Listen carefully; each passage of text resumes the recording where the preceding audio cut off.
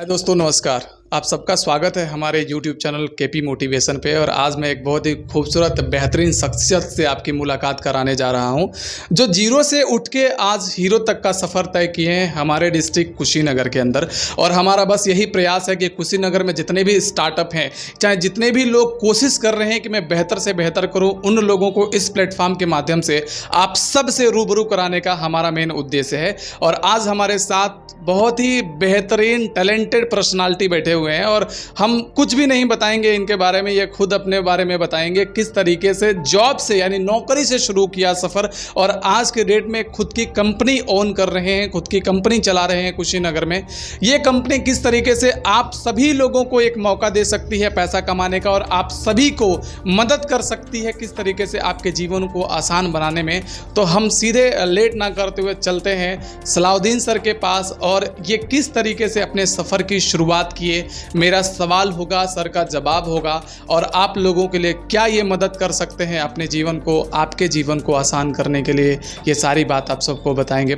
तो आपका बहुत बहुत स्वागत है सलाउद्दीन सर। जी बहुत बहुत धन्यवाद और आपके सभी दर्शकों को बहुत बहुत धन्यवाद कि आपने मुझे इनवाइट किया और अपने दर्शकों से मुझे रूबरू कराया, इसके लिए बहुत बहुत धन्यवाद। जी बहुत बहुत शुक्रिया। सबसे पहले आप अपना नाम बताइए और कहाँ से हैं, किस ज़िले से हैं, थोड़ा सा। जी सलाहुद्दीन हिंदल, जैसे आप सभी जान रहे हैं, सलाहुद्दीन हिंदल नाम है मेरा। और यही मनसा छापर के पास, पडरी के पास एक बेतिया छोटा सा ग्राम सभा है जहाँ पे मैं पला बड़ा हूँ। गांव में मदरसे से शुरुआत हुई पढ़ाई और प्राइमरी स्कूल में गया, फिर मनसा छापर नेहरू इंटर कॉलेज में पढ़ाई किया, हनुमान में पढ़ा, तुलसी में पढ़ा। मैं यहीं पे पला बड़ा हूँ, पडरौना में है। फिर घर की स्थिति, थोड़ा सा अपने करियर के बारे में बताइए कि किस तरीके से आपकी करियर की शुरुआत। जी जी जी मैं वही बता रहा हूँ।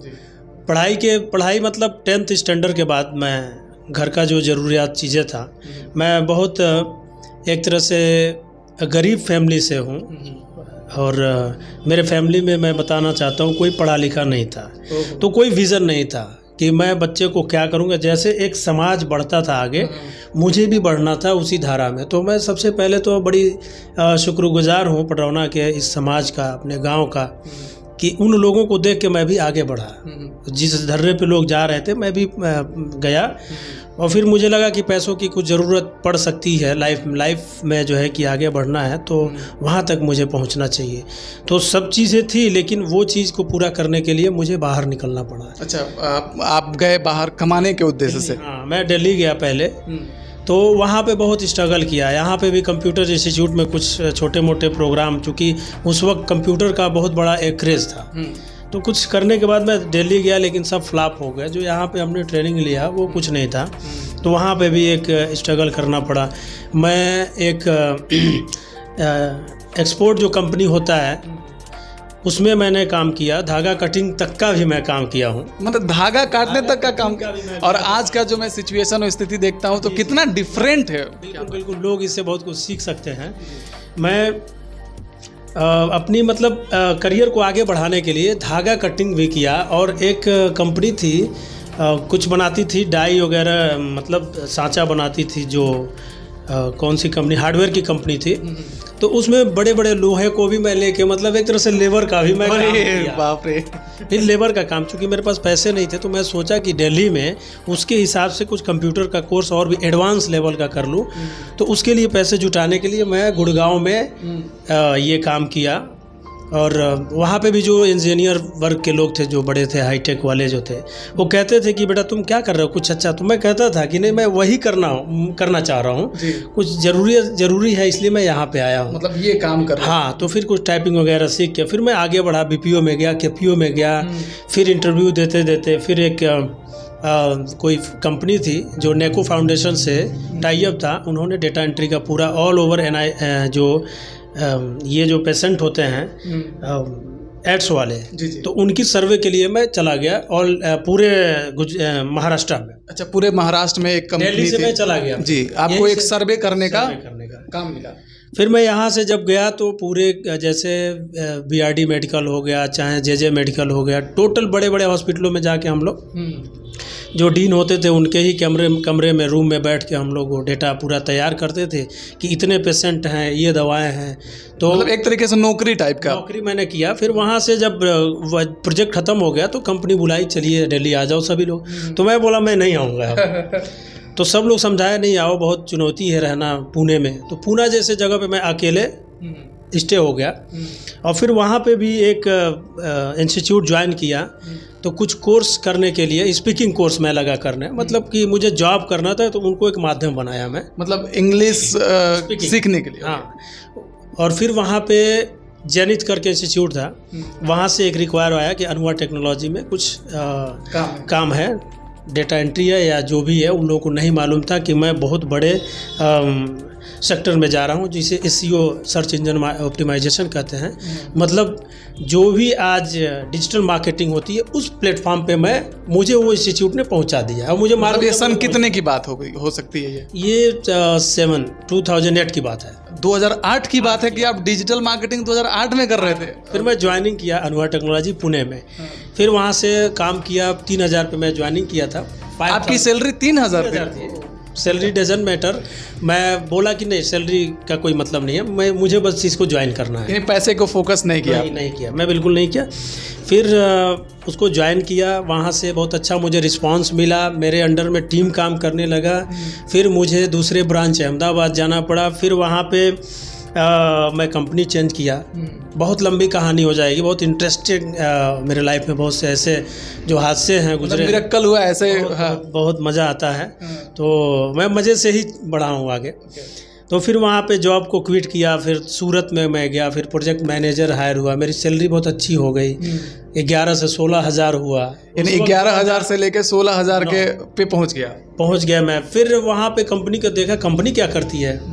तो हम लोग भी उत्तर प्रदेश वाले बहुत दिमाग लगाते हैं ना, खासकर हम कुशीनगर। बिल्कुल सही बोल रहे हैं। तो बहुत दिमाग में लगाया कि भाई ये कंपनी कहाँ से काम करती है। तो मैं देखा कि आउट ऑफ कंट्री से जो क्लाइंट है वो आउटसोर्स कर रहे हैं प्रोजेक्ट को। तो मैं सोचा कि छेड़ूंगा नहीं इनको, मैं अपना अलग से प्रोजेक्ट लाने का काम करने लगा।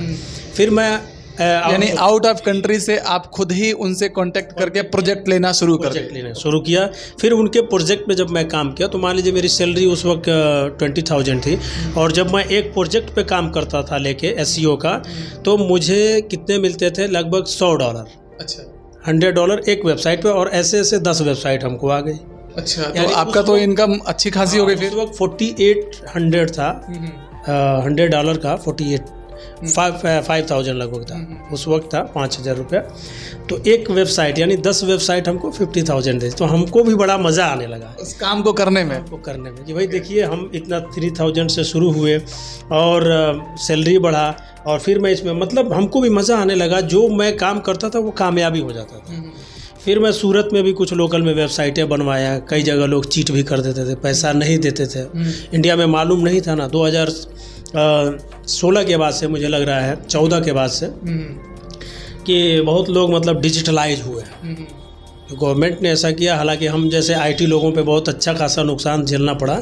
फ्रीलांस की कई जो आउटसोर्स जो कंपनियां करती थी वो कहती थी हम नहीं देंगे अब इंडिया को ऐसा कुछ। तो हम लोग जैसे जो फ्रीलांस करते थे, तो फिर बाद में मैं आ गया यहाँ पटरौना में भी, और फिर सेटअप डाला। यहाँ पे बहुत लोग आए हमारे साथ जुड़े। अच्छा, वो फ्रीलांस जो आप करते थे उसमें मैं अपने पटरौना में भी किया। और फिर लगभग कितने 10-12 कंप्यूटर लगाया, सेटअप बनाया। फिर सब लोग काम करते, उनको भी मैं 3,000, 4,000, 5,000, इवन यहाँ पे सैलरी भी नहीं था। जो लोग टीचर पढ़ाते थे उनको 1,500 की नौकरी थी यहाँ पे। अच्छा। तो उस वक्त मैं 2,000, 2,500 मतलब उनको देते थे आप। और एक न्यू चीज़ लेके आता कि सीखिए, है ना, अर्न वाइल लर्न। और मेरा एक ये मोटो बड़ा कि अर्न वाइल लर्न, यानी ये स्लोगन हो गया आपका। पैसा भी कमाइए और पढ़ाई भी कीजिए।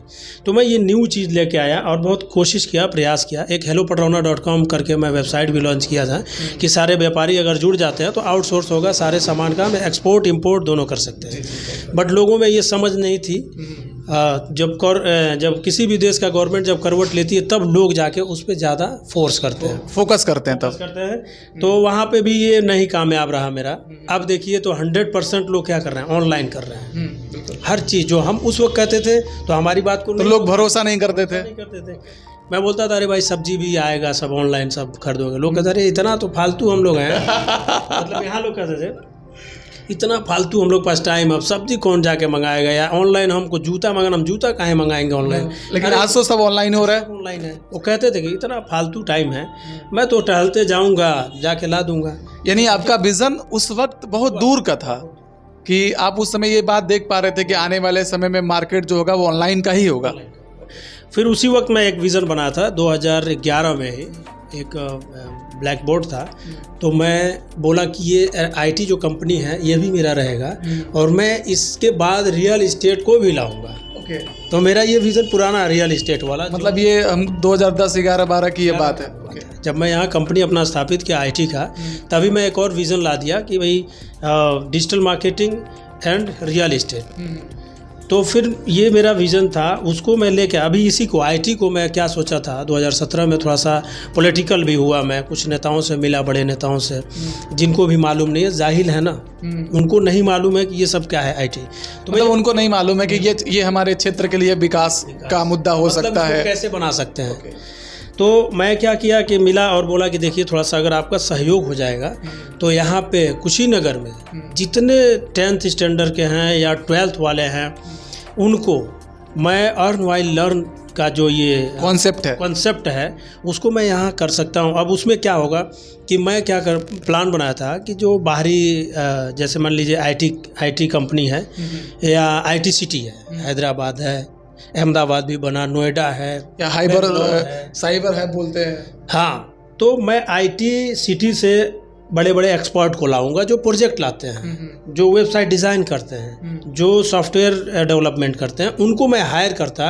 और फिर यहाँ पे जितने भी मेधावी जो स्टूडेंट थे, जो ब्रिलियंट जो निकलेंगे या जो नीडी भी थे, मतलब ऐसा भी नहीं है कि जो बहुत पढ़ा लिखा है उसी को हम ला सकते हैं, ऐसा नहीं है। हिंदी में भी पढ़ा है उसको भी हम बैठा के वेबसाइट डिज़ाइनिंग करा सकते थे। अरे क्या बात है, ये आपकी सोच थी कि मुझे ये करना है। फेल भी हो गया लड़का तो उसको हम लोग डिजिटल मार्केटिंग में घुसा सकते थे। 5,000 मतलब किसी न किसी तरीके से इंगेज कर देते हैं, उसमें हम कर देते हैं। तो ये विज़न मैं लेके चला कि अब क्या करेंगे कि कुछ जब ये लोग स्पॉन्सर्ड, देखिए मेरा पहला फोकस है, मैं आ रहा हूँ वहाँ पे कि पहले मैं प्लान क्रिएट करता हूँ, फिर मैं संसाधन जुटाने में लग जाता हूँ और फिर उसके लिए मैं स्पॉन्सर ढूंढता हूँ। यानी कि पहले आप प्लान बनाते हैं, उस प्लान को एक्जीक्यूट करने में क्या क्या संसाधन लगेगा उसके लिए स्पॉन्सर ढूंढते हैं। क्या बहुत बहुत बढ़िया ये लाइन हो गया कि भाई लोग आएँ और इसमें निवेश करें। मैं बहुत पहले से निवेशक ढूंढ, आज भी बहुत दिल्ली में बहुत से कैंपेन चल रहा है, जो पहले ऐसे ही प्लानर है, फिर उसको लोग ये कर रहे हैं, स्पॉन्सर्ड कर रहे हैं, पैसे लगा रहे हैं उनके कंपनी पे या उन पे। आज तो ऐसे सोनी टीवी पे इसी का शो आ रहा है, तो शार्क टैंक इंडिया की, आप अपना प्लान बताइए और मैं उसमें निवेश करूंगा, उसके बाद हमको शेयर चाहिए, ऐसा बस ऐसा ही मेरा भी था, लेकिन लोग समझ नहीं पाए।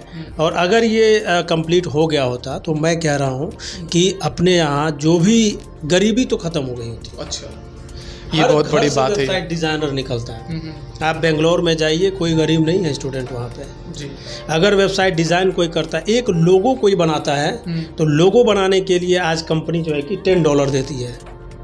$10 अगर कोई लोगो बनाना सीखा है उसको $10 मिल जाएगा। एक लोगो बनाने में कितना 1 घंटे का टाइम लगता है। ये आईटी का मतलब ग्रोथ है।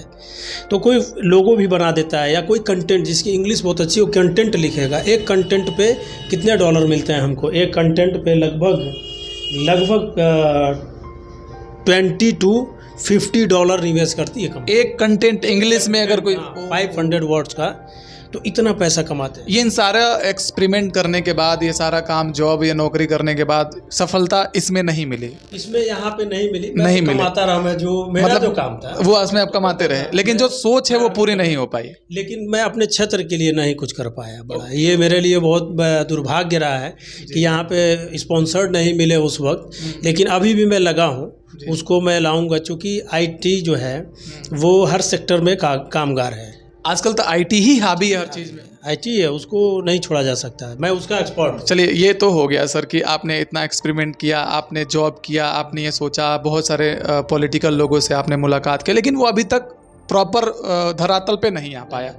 लेकिन ये सब इतना हारने और थकने के बाद भी आपने एक बहुत बड़ी चीज़ का स्थापना कर दिया, एक कंपनी की स्थापना कर दिया। अब इसके बारे में थोड़ा चर्चा करेंगे कि ये कंपनी क्या करती है और इस कंपनी में किस तरीके से लोकलिटी, जैसे आप अपने ज़िले में हैं और अपने ज़िले के लिए आप कुछ बड़ा करना चाहते हैं, जैसा कि आपने मुझे बताया, तो अपने ज़िले में लोगों को किस तरीके से अपनी कंपनी से पैसा कमवा सकते हैं या उनके सपनों को पूरा करने में आप उनकी मदद कर सकते हैं, इसके बारे में बताइए कि शुरुआत कैसे हो। तो इसके बारे में मैं ये बताना चाहूँगा, 2017 में जब मेरा आईटी वाला ये प्रोजेक्ट जब एक तरह से नहीं हो पाया पूरा, तो मैं रियल इस्टेट, जो मेरा पुराना विज़न था, जो आपने लिखा था कि मेरा ये मैं ये करना चाहता हूँ आईटी सेक्टर, इसमें रियल इस्टेट में मैं आऊँगा।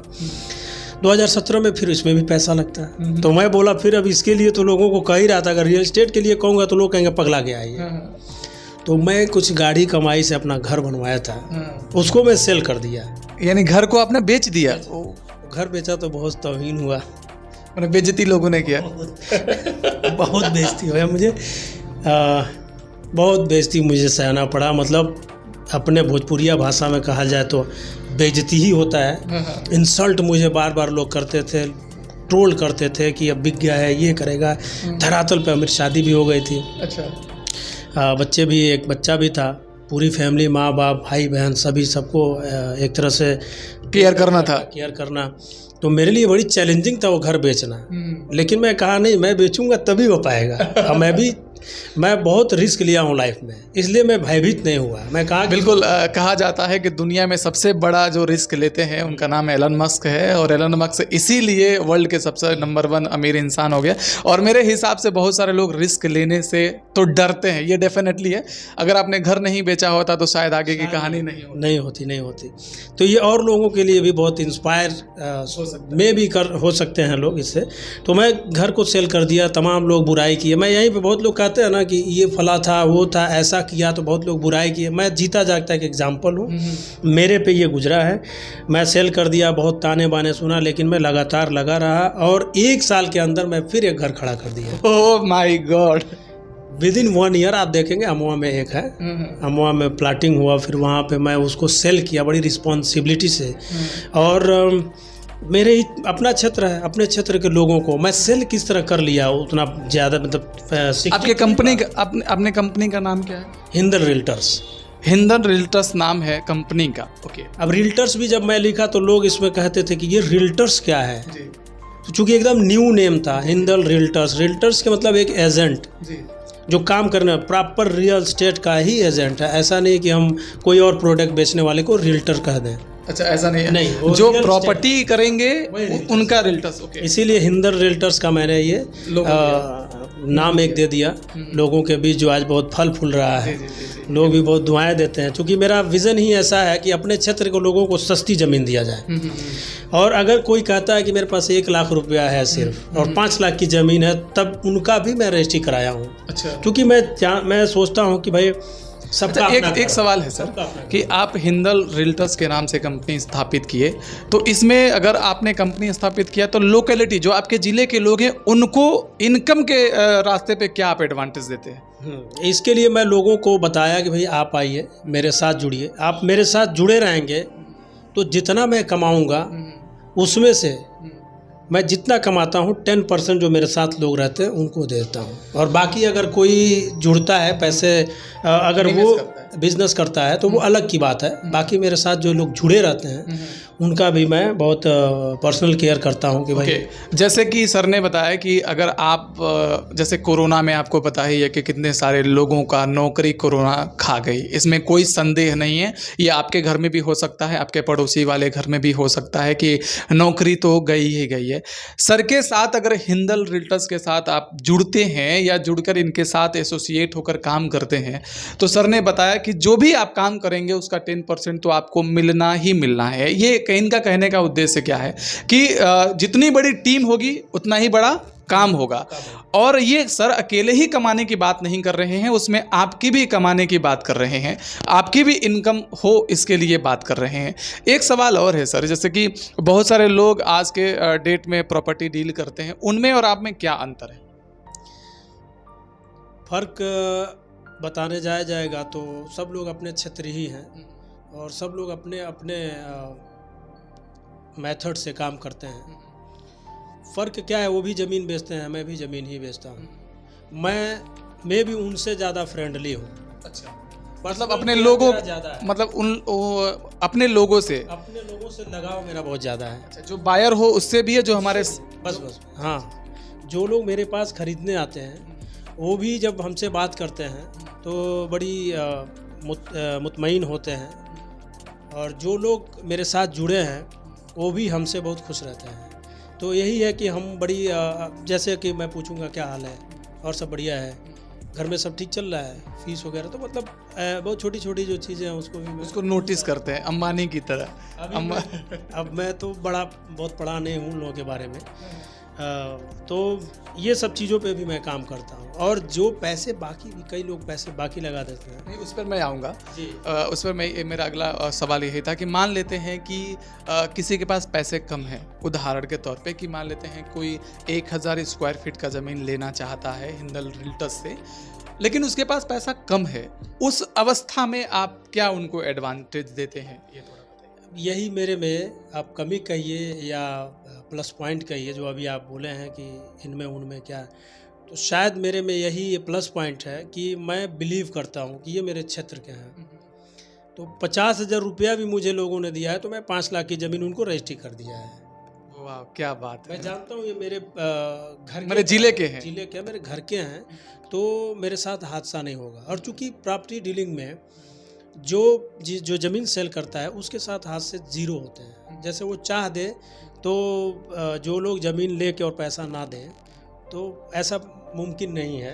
ऐसा बिल्कुल, प्लान होता है तभी कोई ज़मीन लेता है। तभी तो मैं क्या है ना, मैं दे देता हूँ ऐसे ही, चलिए ठीक है रजिस्ट्री कर लीजिए, मैं फ़ोन नहीं करता हूँ। वो लोग भी इतने रिस्पॉन्सिबल हैं कि टाइम टू टाइम हमको पेमेंट कर देते हैं। क्योंकि आपने वैसा छवि मार्केट में बनाया, इतना बड़ा रिस्क आपने लिया। इनफैक्ट मैं खुद आपको जानता हूँ कि किस तरीके से आप स्ट्रगल करते हुए यहाँ तक सफ़र तय किए। एक सवाल और है सर कि ऐसा क्या है अपने ज़िले के लोगों के प्रति, किया आप अपने ज़िले के लोगों को आगे बढ़ाना चाहते हैं या उनके लिए इतना संवेदना है आपके मन में, थोड़ा सा इसके बारे में। क्योंकि अक्सर लोग देखते हैं कि कोई बहुत बड़ा डिग्री भी ले लिया या यहाँ से पॉलिटिक्स में निकल गया तो सीधे भागते हैं राजधानी, तो आपके मन में ऐसा क्या संवेदना है? सबसे बड़ी बात कि हम लोग का घर यहाँ पे है, माँ बाप है, पूरी फैमिली है। फैमिली का भी एक अलग मतलब जुड़ाव है सबसे, इस माटी से, माटी के जुड़ाव का मतलब पूरे क्षेत्र के लोगों से जुड़ाव है।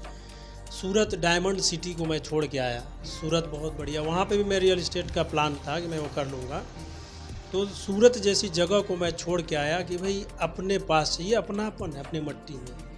तो जो काम मैं वहाँ पे देखा तो सोचा कि अब उसको यहाँ पे पूरा किया जाए, सब हमारे अपने लोग हैं। जब भी किसी को मैं देखता हूँ कि उनकी ज़िंदगी बड़ी गुर्बत में जा रही है या फाइनेंशियल कंडीशन सही नहीं है, उनके हालात अभी सही नहीं है, उनके अभी घर सही नहीं है, लिविंग ऑफ स्टैंडर्ड एकदम वर्स है, ख़राब है, इतनी बड़े बड़े गवर्नमेंट बनी लेकिन अभी भी उस कैंपेन पे इन लोगों ने काम नहीं किया, तो बहुत बड़ी बात है। लेकिन जो हम लोगों से हो सकता है, टेक्निकली हम लोगों को सपोर्ट करते हैं कि आप आगे आइए, आप मॉडर्न भारत बनाइए, मॉडर्न कल्चर में आइए, आप भले से जो भी धर्म फॉलो करते हैं करिए, लेकिन अपने अंदर वो चीज़ लाइए कि आप यहाँ से उठ के मुंबई चले जाएं तो कोई फ़र्क ना महसूस करे कि ये बंदा बिहार का है, चाहे यूपी का है या भैया है, कोई ये ना कहे। इतने अपने आप अपनी स्टैंडर्ड को। एक चीज़ और मैंने देखा है और काफ़ी लोगों ने बताया है आपके बारे में सलाउद्दीन सर कि आप चैरिटी में काफ़ी आगे रहते हैं, लोगों को सपोर्ट करने में। जैसे क्या बोलते हैं, ये बहुत सारी एनजीओ चलती है, खाना पीना और सारी चीज़ें होता है, तो ये आपके, क्योंकि बहुत सारे लोगों के पास देखिए ना, कि मैं ये सवाल इसलिए पूछ रहा हूँ कि सर ने अपनी करियर की शुरुआत किया अपना घर बेचकर, जैसा अभी आपने बताया हिंदल रिल्टर्स को शुरू किया, लेकिन जो भी सर के पास है आज, इतनी बड़ी कंपनी है, टर्नओवर है, टीम है, उसके बावजूद भी ये सोशल वर्क बहुत अच्छे से करते हैं। ये मैं नहीं कह रहा, ये बहुत सारे लोग कहते हैं। लेकिन बहुत सारे लोगों के पास सलाउद्दीन सर पैसा भी है, संसाधन भी है, लेकिन दरवाजे पे आए हुए उस बेरोजगार को, या बोलते हैं जिसके पास कुछ नहीं है, उनको कोई मदद नहीं करते। तो आप ये करते हैं, तो इसको लेकर आप लोगों को क्या मैसेज देंगे, इसके बारे में थोड़ा बताइए। देखिए, दुनिया बने बहुत अरसे हो गया, और अगर किसी को सीखना होता तो इतिहास पढ़ के सीख लेता कि भाई अगर हम उस पे काम करें जहाँ पे मिस्टेक हुआ है हमारे पूर्वजों से, तो वो कभी भी किसी को दरवाजे से नहीं लौटने देंगे हाथ खाली। तो मैं जब कंपेयर करता हूँ तो हम लोग सोचते हैं हम लोग कितने मतलब एक तरह से पिछड़े हुए हैं। अभी एक मैं कैंपेन शुरू किया था, ये मैं ही किया था, इस पे मैं बोल रहा हूँ लाइव, किसी ने और नहीं किया था। आप ही के इस चैनल के माध्यम से मैं कह रहा हूँ कि जो सोशल मीडिया पे जो मैं एक कैंपेन शुरू किया, जो क्या कहते हैं उसको, जो लड़कियों के शादी के लिए। अच्छा, मैंने देखा था आपका पोस्ट वगैरह कि सामान देना। हाँ, तो वो सबसे पहले मैं शुरू किया सोशल मीडिया पे। अब तक का कोई पोस्ट आप देखेंगे उसके पहले नहीं था कि फला बीमार है, उसके लिए आप इतना पैसे दे दीजिए, और उनका अकाउंट डिटेल कर देते थे। तो आज तो एकदम आम हो गया, अब तो बड़ी बड़ी चैरिटीज़ भी ऑनलाइन करती है और उस पर कर रही है डोनेशन। ये सब मैं शुरू किया। तो मैं ये कहता हूँ ना, जिसको अपने क्षेत्र के बारे में एक पेन होगा कि भाई हाँ अपना क्षेत्र है, और बड़ी तकलीफ़ होती है ऐसे लोगों को देख के, वो चैरिटी भी करेंगे और मदद भी करेंगे चैरिटी का, और समाज को बदलते हुए देखना चाहेंगे। मैं बस समाज को बदलते हुए देखना चाहता हूँ, उसके लिए जो भी करना पड़े हम लोग करेंगे। देखिए क्या है ना कि आज का युवा बदल रहा है, ये इसमें कोई संदेह नहीं है, और इसके मिसाल सलाउद्दीन सर हैं, और बहुत सारी बातें हैं, वीडियो लंबा होता जाएगा, लेकिन हम टू द पॉइंट को ही आपके सामने दर्शाने की कोशिश करते हैं। एक सवाल और है कंपनी के बारे में, और दूसरा सवाल हमारे युवा भाइयों के बारे में। ये कंपनी और आगे क्या करेगी इसके बारे में बताइए, ताकि लोग को लगे कि ये कंपनी यही नहीं है, ये कंपनी फ्यूचर में भी बहुत बड़ा कुछ करने जा रही है, इसके साथ मुझे तत्काल आना चाहिए। बहुत बढ़िया आपने सवाल किया। अभी फेसबुक पे मैं एक दिन पोस्ट किया, मैं जो भी काम करता हूँ सबसे पूछ लेता हूँ या बता देता हूँ। एक वेबसाइट में परचेज किया GoDaddy से, भूम ऐप। भूम ऐप, भू BHU, भू मतलब पृथ्वी, और मैप यानी भूमैप.com। इसको मैं वहाँ से लिया कि भूलेख जो है, भूलेख इंडिया का बहुत बड़ा पोर्टल है। तो भूलेख को ही मैं एक तरह से अपना इंडिकेट किया, और फिर भूमैप मैं बनाया कि भाई नाम में भी बड़ी इजी टू से है भूमैप। तो भूमैप एक ऐसा मैं पोर्टल बनाना चाहता हूँ, जैसे आप India Bricks, Magic Bricks, 99 acres, बड़ी बड़ी जो पोर्टल जो आप देख रहे हैं, मैं चाहूँ तो वैसी पोर्टल सिर्फ, अब मैं अभी ये कुछ टाइम है, मतलब मैं फ्री हो जाना चाहता हूँ, फ्री होके उस पर मैं काम करूँगा, वो उसको भी मैं इनके टक्कर में लाके खड़ा करूँगा। देखिएगा जो 99 एकर्स है, यानी जैसे कोई सर्च मारेगा गूगल पे कि property in Lucknow, property in Padrauna, property in Kushinagar, Purvanchal property, तो इन कीवर्ड्स पे मैं काम किया हूँ, इसका मैं बहुत एक्सपर्ट रहा हूँ।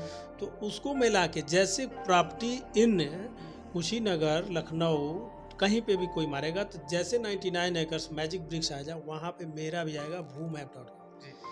तो उसमें क्या है कि बहुत बड़ा काम हो जाएगा, उसके लिए तमाम हैंड्स हो जाएंगे। तो जब ये हैंड्स बढ़ेंगे तो मैं अपने ही क्षेत्र के लड़कों को लगाऊंगा कि चले जाओ वाराणसी, चले जाओ सिवान, चले जाओ तुम महाराजगंज जाओ, कुछ यहाँ गोरखपुर जाओ, लखनऊ जाओ, एक टीम मैं बना दूंगा हैंड्स बढ़ा के। फिर इस पर मैं, अब इस पर क्या होगा, स्पॉन्सर्ड भी आएंगे, लोग पैसे भी निवेश करेंगे, और फिर तमाम बड़ी जो चीज़ें हैं उस पर हम कर सकते हैं। मतलब एक पोर्टल मैं लॉन्च करना चाहता हूँ, भूमैप.com। देखिए क्या है, सर ने बताया कि भविष्य में कंपनी क्या करने वाली है कि आपको, अगर आपको प्रॉपर्टी लेनी है तो पूरे इंडिया में आप जहाँ भी चाहें, इनके सॉफ्टवेयर, इनके ऐप, इनके पोर्टल से आप वहाँ पर ले सकते हैं। आप तस्वीर में या वीडियो में तो देख सकते हैं सर, अभी युवा भी हैं, हैंडसम भी हैं, तो अपने युवा साथियों के लिए एक मैसेज, जो इस इंतज़ार में है कि कुछ चमत्कार होगा, ऐसे बहुत सारे। बिल्कुल, जैसे आपने अभी सुना आपने कि बड़ी चुनौतीपूर्ण मेरी लाइफ रही है, और जो मैं एम बनाया हूँ उसको कामयाब भी किया हूँ, तो डेफिनेटली भूमैप भी कामयाब होगा। और युवा साथियों के लिए मैं यही कहना चाहता हूँ कि आप जो भी फील्ड सेलेक्ट करें, जो भी फील्ड हमारे युवा साथी सेलेक्ट करें, उस पर एकदम अडिग रहें। वो ये ना कहें कि नहीं होगा, ये पॉसिबल नहीं है, वो पॉसिबल है। मैं बस ये कहना चाहता हूँ कि आप एक डायग्राम बनाइए कि मैं ये काम करना चाहता हूँ, इसको अब कंप्लीट करने के लिए आप संसाधन के बारे में सोच लीजिए कि मुझे ये संसाधन लगेंगे, और उसके बाद से आप स्पॉन्सर्ड होइए, निवेशक लाइए, फिर मैं ये समझता हूँ कि वो कोई भी विज़न हो वो कामयाब हो जाएगा। ओके, बहुत बहुत शुक्रिया आपका समय देने के लिए। थोड़ा चैनल के बारे में ज़रूर कुछ बताएंगे कि ये चैनल क्या है, क्या कुशीनगर के लिए क्या कर सकती है ये चैनल? आपका भी ये जो स्टार्टअप है ये बहुत न्यू स्टार्टअप है। मैंने कई लोगों को देखा है कि शुरुआती में प्रॉब्लम्स होते हैं और वो लोग भी ऐसे ही लगे रहे, लेकिन आपका जो चीज़ है ये जो माध्यम जो आपने बनाया है ये ज़रूरत है। ये ज़रूरत है। ज़रूरत है, आपने ऐसा काम किया कि ये ज़रूरत है। दूसरे के बातों को समझाना, सुनना, लोगों तक पहुंचाना। एक वर्ग जो बेरोज़गार बैठा है या होपलेस है उसको आप मोटिवेट कर रहे हैं इसके माध्यम से, तो दुआएं भी लगेंगी आपको और लोग भी इससे बहुत मोटिवेट होंगे। और आपका ये चैनल, ये जो आपका जो सोच है ये भी इस धरती के लिए मिसाल बनेगी और बहुत आगे जाएंगे। दूसरी बात, अगर आपको भी मैं कहना चाहता हूँ कि आप भी संसाधनों के बारे में बात करिए, देखिए, लिखिए, लिख दीजिए, एक नोट बनाइए कि हमको ये संसाधन है, एक बाकायदा बेहतर स्टूडियो बनाइए। क्योंकि मैं चाहता हूँ कि जो विज़न में आए उसके लिए एक डायग्राम बनाए और उसको पूरा करें। संसाधन आप बना लीजिए, फिर स्पॉन्सर हो सके मुझे भी आपका, तो मैं यहाँ कह रहा हूँ कि मैं भी आपका निवेशक हो सकता हूँ, आपके साथ में एक पार्टनरशिप बनाइए। ऐसा मत सोचिए कि भाई एक पार्टनर हो जाएंगे तो मेरा कारोबार ऐसा, तो कभी ऐसा ना। कॉम्पिटिटर, जब मैं आईटी में था तो मैं सोचता था आईटी में कोई कॉम्पिटिटर नहीं है। आज रियल एस्टेट में हूँ, मैं जानता हूँ मेरा कोई कॉम्पिटिटर नहीं है, ना मैं किसी का कॉम्पिटिटर हूँ। हो सके मेरा कस्टमर है यहाँ, अगर मेरे से परचेज कर रहे हैं वो यहाँ ना करके कहीं और दूसरे जगह चले जाएं, तो हमारे भी भाई जो हैं उनके पास भी नहीं आएगा। मैं चाहता हूँ जो पडरौना में आए वो किसी के पास भी रहना चाहिए। तो ऐसे ही आप भी स्पॉन्सर ढूंढिए और डेफिनेटली आप भी ग्रोथ करेंगे, बहुत आगे जाएंगे। बहुत अच्छी शुरुआत है आपकी, इसके लिए बहुत बहुत मैं आपको मुबारकबाद पहले ही पेश कर दे रहा हूँ एडवांस में, है ना। Congratulation for this. बहुत बहुत शुक्रिया सर। अभी हिंदल सर को आपने सुना और सलाउद्दीन सर, कितना स्ट्रगल भरी कहानी रही, घर बेच दिया, कितना जॉब किया और परिवार में बहुत मशक्क़त थी, परिवार उतना स्ट्रांग नहीं था, लेकिन आज खुद की कंपनी स्टार्ट करके और यहाँ तक लेकर आए, बहुत सारे बेरोज़गार लोगों को रोज़गार देने का भी ये काम कर रहे हैं। तो इनके लिए मेरे तरफ से एक सलाम तो ज़रूर बनता है और इनसे आप सबको सीखने की ज़रूरत है। क्या सीखने की ज़रूरत है कि बिना रिस्क लिए कुछ भी नहीं होता माय डियर फ्रेंड। रिस्क तो लेना पड़ता है, चाहे ये छोटा रिस्क ले या बड़ा रिस्क ले, कामयाबी तभी आपको मिलने वाली है। हिंदल सर से आप सीखिए कि आप इनसे क्या सीखकर अपने जीवन में इम्प्लीमेंट करेंगे और अपने जीवन को आसान बनाएंगे। अगर आपको लगता है कि हम लोग आपके लिए कुछ मदद कर सकते हैं तो आप हमसे ज़रूर कॉन्टेक्ट करिए।